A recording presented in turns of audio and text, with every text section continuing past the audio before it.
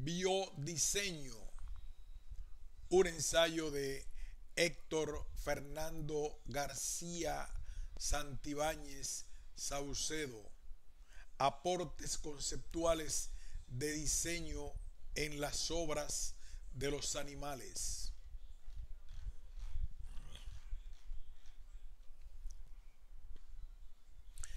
Sobre el mimetismo de los animales, sobre las necesidades y condiciones para generar el mimetismo. Desde hace mucho tiempo, en distintos lugares y culturas, se les ha atribuido a ciertos animales y seres fantásticos la facultad de aparecer y desaparecer a voluntad propia, impresionando la ciencia de las personas que les han conferido aptitudes sobrenaturales, que intimidan con ello a ingenuos por ocultar su imagen a los demás. Aun cuando todo esto cae dentro del espacio mítico, la verdad llega a ser mucho más sorprendente e impactante al adentrarnos en el ámbito de la etología y la biología, ciencias que exploran a través del comportamiento de los seres vivos su mimetismo con el fin de lograr en esencia su invisibilidad. Conforme más que se estudian estos campos de la ciencia, más se amplían y refinan sus significados, siendo válido preguntarnos qué componentes constituyen a la invisibilidad en la naturaleza, qué conceptos y elementos son preponderantes para que el mimetismo y el camuflaje funcionen en los animales y en el diseño, dado el gran valor que la misma naturaleza da a la sencillez y economía. Podemos tomar como válido el fenómeno de la invisibilidad por estar presentes en ella.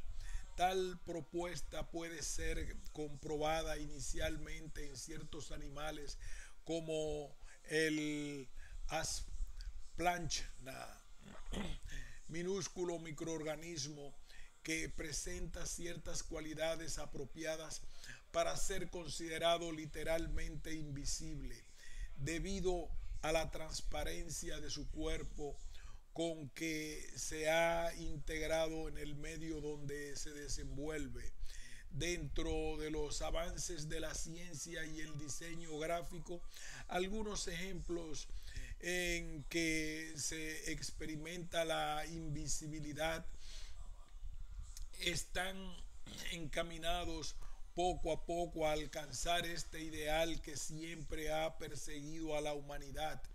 Así pues, los trabajos del doctor Susumu Tachi, profesor de la Universidad de Tokio, dan una muestra de los intentos por llegar a esta característica al presentar pruebas de dicho nivel mediante el empleo de cámaras y objetos especiales que contribuyen a lograr este efecto. Por su parte, los resultados presentados en los elementos de seguridad en el diseño gráfico del papel moneda permiten comprobarlo de manera más familiar. Caso particular son los detalles que emplean los billetes euro, entre los cuales en primer lugar estarían las marcas de agua, así como minúsculos detalles que se presentan en su composición como referencias de protección.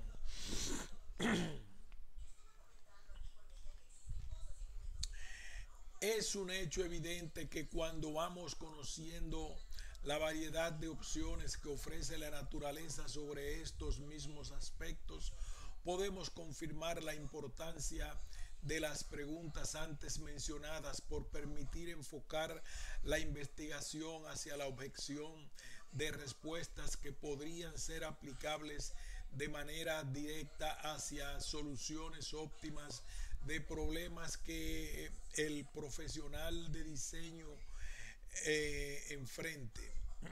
Si bien es cierto lo dicho por Kant en cuanto a que no vemos las cosas como son, sino como somos nosotros, es igualmente válida la reflexión personal que indica que los sentidos nos ayudan a percibir el mundo donde vivimos, aunque son su mismo desarrollo lo que lo limita.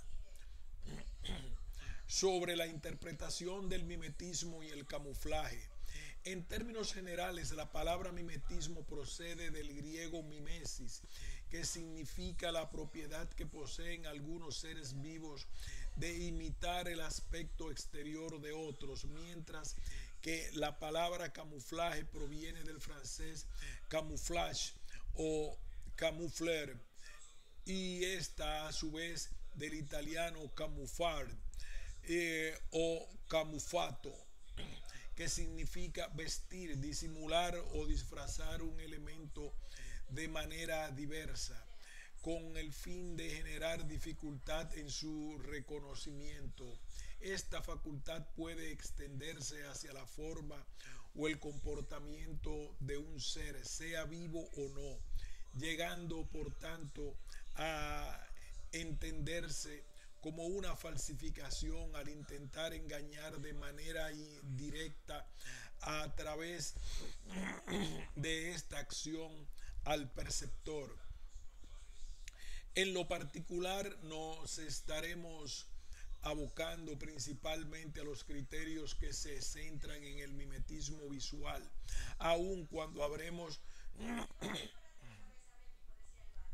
de tener siempre en cuenta que también existe mimetismo de olores, conocido bajo el nombre de homosmia, así como el de sonidos, denominado homoesia. No obstante, estas interpretaciones no es tan simple la limitación entre las dos denominaciones en estudio, pues mientras más se profundiza en sus investigaciones, más amplio se hace el campo de su significación, debido a que si el ser humano, así como una importante cantidad de animales, llegan a considerar el sentido de la vista como elemento rector para su supervivencia, existen igualmente en el reino animal otros sentidos que son considerados de mayor importancia, ya sea el olfativo, el auditivo, el vibratorio, el termorreceptor, entre otros, con los que permiten ampliar su campo de estudio al contemplar en ellos distintas facultades para su enriquecimiento, aunado a que, si bien desde el punto de vista del ser humano llegan a ser interpretados como mimetismo o camuflaje, estas mismas señales pueden pasar desapercibidas en los animales al interpretarlas de otra manera, siendo más oscura la procedencia de las reacciones de la entidad examinada. Por tanto, es recomendable ser muy cautos en las interpretaciones de fenómenos miméticos y crípticos, cuyo complicado origen dificultará una explicación plenamente satisfactoria.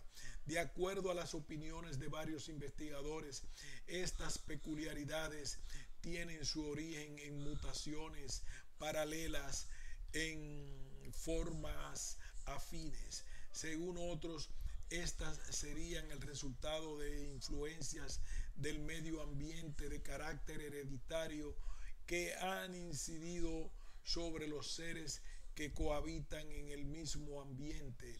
Si bien es cierto que estos resultados han sido sin lugar a dudas un producto de la selección natural, no es menos válido resaltar que han servido como elementos favorecedores en la supervivencia de los seres que las han presentado. Sobre la mimesis en la retórica. Quizás cause sorpresa a alguien encontrar algunos de los sustentos teóricos del mimetismo biológico en la retórica, pero conforme vamos indagando y profundizando en los orígenes de la invisibilidad, comprenderemos con mayor facilidad que los criterios que se emplean en este campo de la poética son igualmente aplicables en la naturaleza y en el diseño. En principio, desde el punto de vista de la retórica grecolatina, la doctora Bernstein menciona que la mimesis consiste en la imitación de la realidad de la vida, en donde se realiza a veces con fines científicos, como cuando trata de representar en el discurso histórico el acontecer real. Este tipo de mimesis persigue la verdad. Bajo este criterio no estaremos lejos por vincular sus bases teóricas con las del mimetismo biológico, pues como referente de carácter científico busca sobre todo la realidad de las cosas. Otras veces la mimesis está en relación con el ámbito artístico, si bien en él estará en correspondencia con el discurso retórico y la poesía. La captación de lo imitado producirá un deleite y logrará con ello la simpatía del receptor con el fin de servir a un objetivo didáctico, dado que la poesía educa con forma mimética, no tanto teórica, llevando el arte a interpretar la realidad. Para lograr de manera rápida y esencial el grado de totalidad que se requiere, la mimesis, sea científica o artística, emplea 4 clases de alteraciones con las que se modifican los signos en estudio, sean animales, carteles, casas, etcétera, ya sea en sus significantes o también en sus significados, tanto en la retórica como en la biología y en el diseño. Estos mismos atributos son igualmente aplicables, siendo estos: uno, la adición, en donde se agregan partes al ser en estudio, presentándose en el caso del mimetismo biológico o del diseño la repetición de rasgos característicos, ya sean puntos, líneas, superficies, texturas o volúmenes, con el fin, en algunos casos, de variar su contorno o su forma característica. Es uno de los ejemplos más comunes del camuflaje, pues se añaden elementos que permitirá ver al animal favorecido como otra cosa. Un ejemplo de ello será el cangrejo decorador. La sustracción, en la cual se le quitan elementos que pudieran ser secundarios, pues es importante mencionar que las partes esenciales de la misma no habrán de ser retiradas para no cambiar su significado fundamental, a excepción, claro está, en un ámbito surrealista. En este caso estaría el ejemplo de la continuidad del contorno de las hojas en la superficie del cuerpo de una oruga. 3. La sustitución, que permite cambiar las partes fundamentales o secundarias por otras que cumplen con la misma similar función, aunque con diferente forma. Es aquí en donde la ubicación de algunos sentidos se encuentran en otra parte del cuerpo. Por ejemplo, la capacidad de la serpiente de ver con el hocico y a través de unos sensores térmicos. 4. Permutación, en donde se cambia el orden de los elementos con que se está trabajando. Por ejemplo, los ojos o la cabeza pudieran percibirse que se encuentran en el otro lado, como es el caso de la mariposa con cabeza falsa. Tecla, Necios, Tribon, Calchinia. En el caso de la mimesis artística, interpretando desde un punto de vista que la misma naturaleza ha generado en su obra elementos de arte, sean plantas o animales, esto no persigue la verdad como mimesis científica, sino la verosimilitud. Por tanto, y tal como lo refiere la doctora Bernstein, para lograr la perfección verosímil, el poeta agrega o suprime elementos o partes, las trastoca o las sustituye o las subraya mediante figuras lingüísticas, utilizando principalmente la supresión con el fin de lograr la unidad y la brevedad. Sobre los criterios elementales del diseño mimético. Ahora bien, basándonos en estas interpretaciones generales y con el fin de ir aclarando estas diferencias, amerita resaltar las consideraciones del doctor Wolfgang Wicker, autoridad del mimetismo del Instituto Max Planck, quien menciona que para que puedan darse estos fenómenos han de existir básicamente varios elementos participantes, como son el elemento verdadero denominado modelo o ejemplo, de quien se copia sus propiedades reales y naturales. 2. La existencia de una o varias señales características que permiten mediante su presencia subsistir al animal que las exhibe al defenderse de los depredadores. 3. El elemento plagiador, llamado igualmente imitador, que es quien simula los atributos principales de protección. Es este quien deberá adoptar correctamente las señales clave del modelo para que se puedan serle útiles.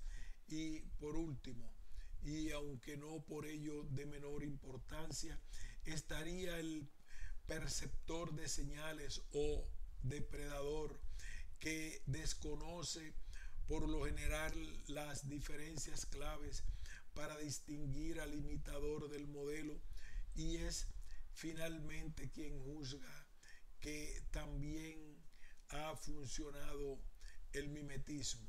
Bajo estos principios se han desarrollado una gran cantidad de estudios desde hace muchos años por parte de grandes investigadores, permitiendo con ello ampliar las características para su comprensión. Los animales han adaptado tanto el mimetismo o el camuflaje como un elemento importante de protección en contra de sus depredadores.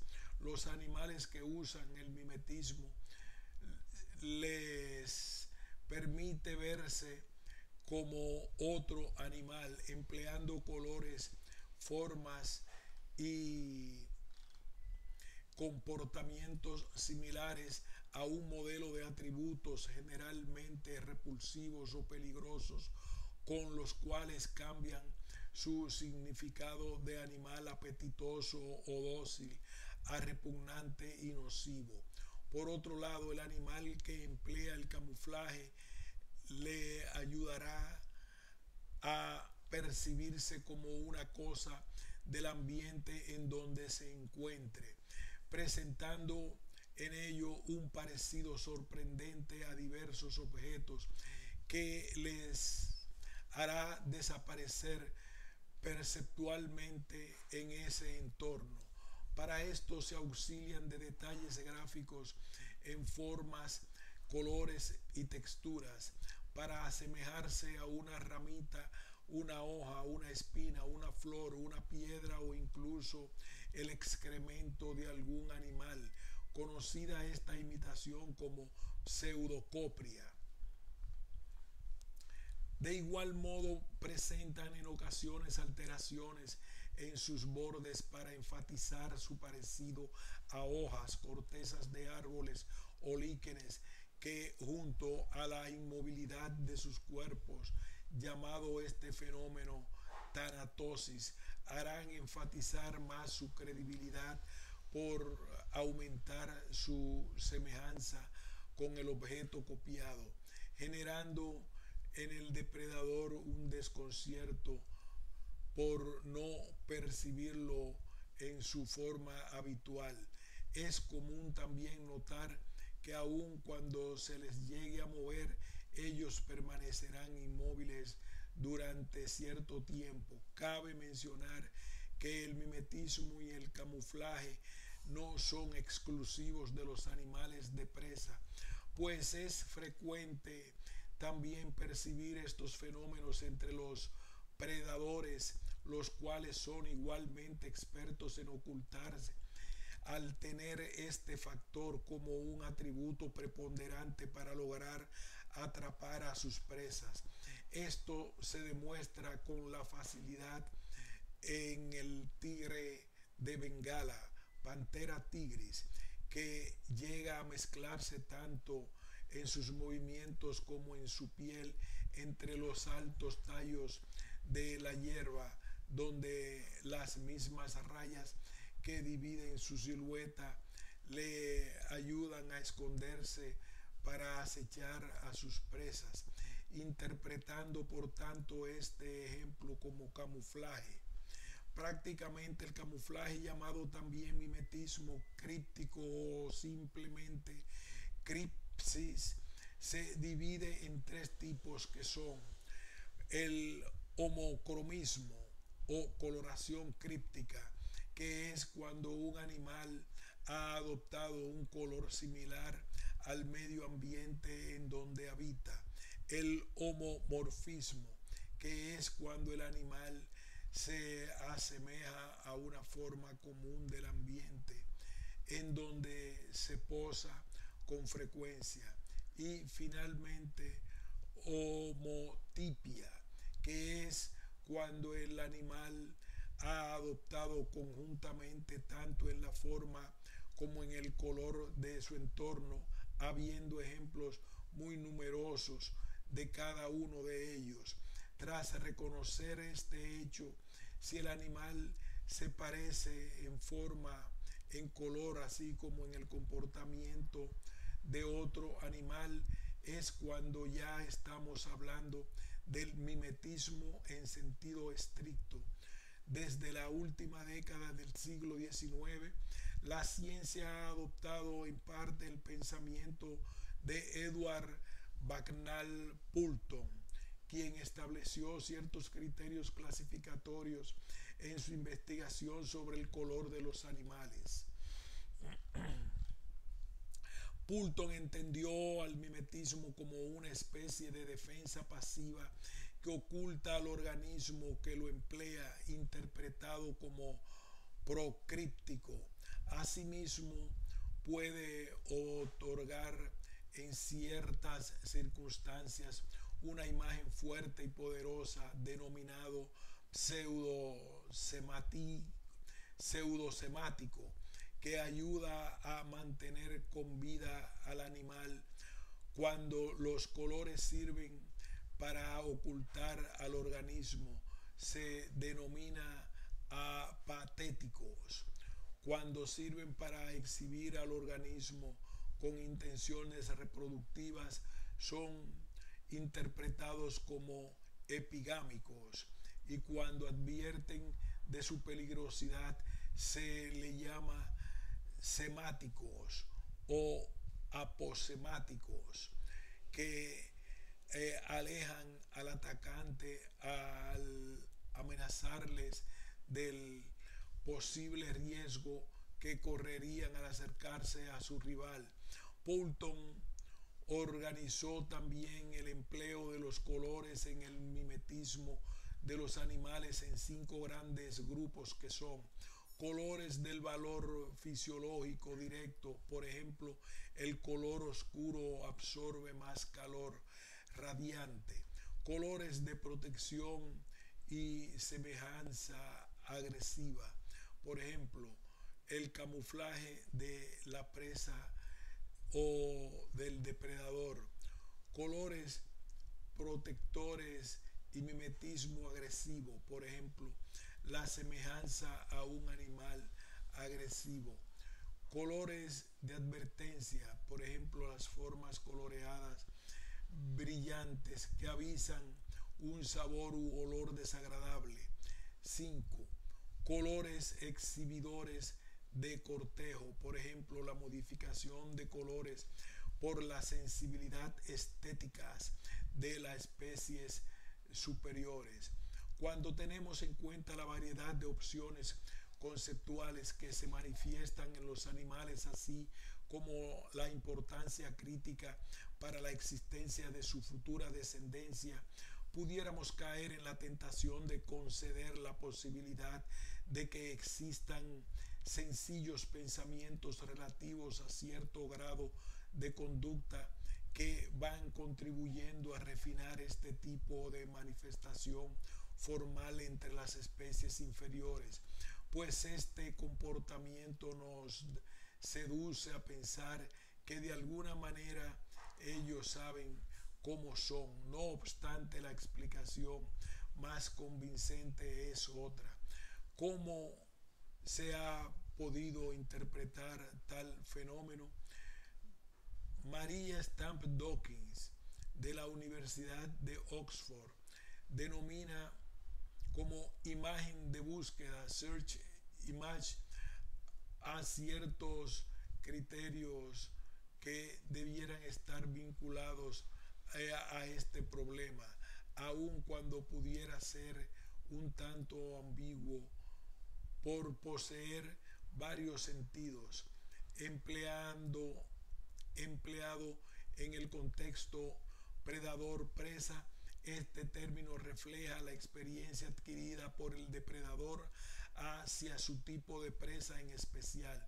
Por ejemplo, en sentido general, la habilidad por aprendizaje de un ave para conocer la comestibilidad de cierta especie de insecto, al haber adquirido la imagen de búsqueda sobre esta especie en particular, si bien en sentido más preciso, este término se restringe únicamente a cuando se tienen pruebas de que ciertas especies de depredadores han mejorado su capacidad para reconocer el contorno y la forma de sus presas con camuflaje contra un fondo muy similar a ellos. Por tanto, adoptar una imagen de búsqueda equivale a haber aprendido a penetrar en el camuflaje de la presa, implicando por tanto un cambio de percepción en el depredador que obliga al camuflaje de las presas a mejorarse. Por ejemplo, Tinbergen nos explica que la especialización de muchas especies han adoptado para protegerse de sus depredadores siguen con relativa frecuencia este concepto al adoptar la imagen de objetos que los predadores no perciben como comestibles. Tal concepto es presentado por la oruga palo de abedul, Enomos alniria o la Enomos autimanaria, la cual exhibe una imagen casi perfecta ante su similitud con los tallos de las plantas donde habita, pues además de la forma y color, su comportamiento sobresale en gran medida. Experimentos desarrollados con este tipo de orugas y con arrendajos permitieron comprender el proceder de estas dos especies cuando se les enfrentó de manera directa. En principio, el ave no percibió la oruga picoteando indistintamente donde fuera alrededor de 20 minutos. Sin embargo, cuando el ave pisó accidentalmente la oruga en homos, esta abandonó enseguida la ventaja de permanecer inmóvil como una verdadera ramita. Fue entonces cuando el arrendajo la observó y la levantó enseguida con su pico, golpeándola con el suelo una o dos veces antes de tragársela. Ante estas observaciones, Tinbergen rescata varios puntos en esa investigación que son importantes mencionar. Uno, que el arrendajo no reparaba en la larva hasta que se movía. Dos, que se comía a la oruga con ansia una vez descubierta. Tres, que confundía las ramitas con las orugas. Cuatro, porque en principio ignoraba las ramitas y las orugas indistintamente, porque para él todas eran simples ramitas. Tanto este como posteriores experimentos parecían confirmar que ciertos enemigos naturales de las orugas rama, como el arrendajo, eran capaces de distinguir las orugas de las ramitas. Si es así, entonces el superlativo grado de perfección con que los insectos imitan las ramitas de su específica planta alimenticia debe ser de vital importancia. Dentro del diseño y el arte podremos encontrar igualmente algunos ejemplos impactantes sobre camuflaje que obligan a prestar una mayor atención para percibirlos con claridad, independientemente de las texturas de los uniformes militares. En el diseño gráfico pueden también encontrarse con frecuencia en representaciones icónicas y tipográficas. Dentro del ámbito del arte, un ejemplo singular está presente en el retablo principal de la parroquia Sant-Pere-Nolasc, que se encuentra en Barcelona, el cual está presentado como una gran escultura. Para sorpresa de muchos, aun cuando se perciba como tal, no es una escultura sino una pintura mural, obra del pintor francés Joseph Flaugier, la cual por sus grandes dimensiones y por su gran calidad pictórica y compositiva llega a incrementar más su valor mimético. Este retablo, una especie de templete en donde se combinan elementos arquitectónicos y escultóricos, utiliza colores grises y ocres que imitan a la perfección la piedra natural, logrando dar la profundidad y amplitud del templo, con lo que permite seducir y engañar a la vista para concentrarse en su significado connotativo, dando de ese modo una imagen que no es lo que representa. Sobre los orígenes de la investigación científica del mimetismo y el camuflaje. Quienes iniciaron los estudios del mimetismo de manera científica, aun cuando podremos mencionar en forma general a varios investigadores que han contribuido profundamente al estudio del mimetismo, debemos resaltar a varios naturalistas que hicieron desde el siglo XIX importantes aportaciones, con las cuales contribuyeron no solo con su trabajo, sino también con la definición y establecimiento de sus hitos preferenciales. El término mimetismo fue introducido por Kirby and Spence al campo de las ciencias biológicas hacia 1817, aunque no en su presente estado de interpretación. Posteriormente, Darwin y Wallace cubrieron de manera indirecta este concepto.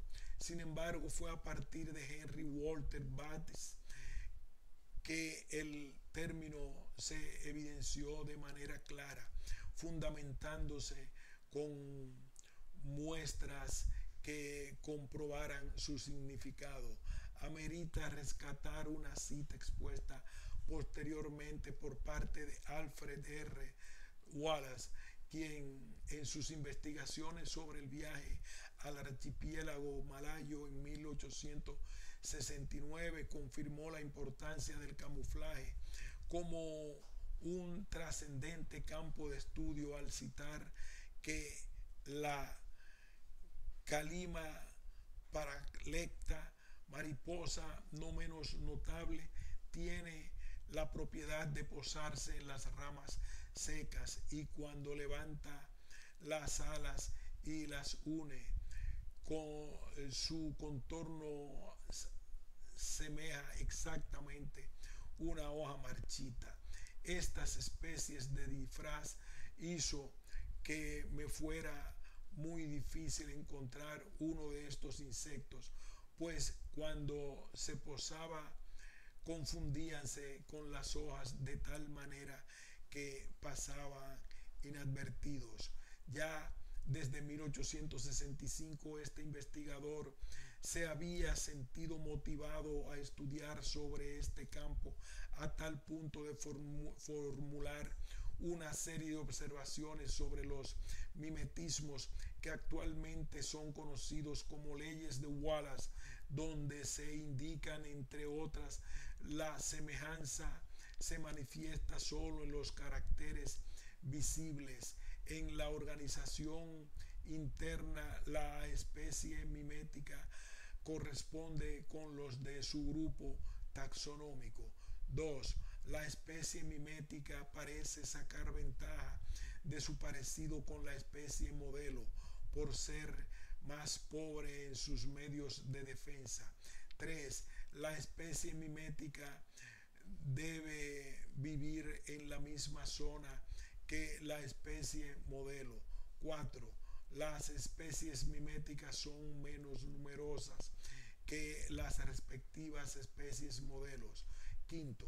Las modificaciones miméticas son más frecuentes en las hembras que en los machos. Hasta este punto haremos una pausa y continuaremos.